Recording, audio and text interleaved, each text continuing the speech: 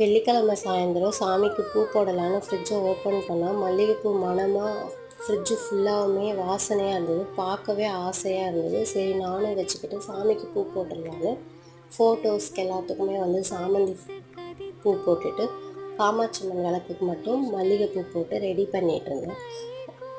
நிலவாசலையும் நம்ம ரெடி பண்ணிடலாம் அப்படின்ட்டு நிலவாசலுக்கும் மஞ்சள் குங்குமம் அதெல்லாம் வச்சு ரெடி பண்ணிவிட்டு பாப்பாவையும் சைடில் கிளப்பிட்டு இருந்தேன்.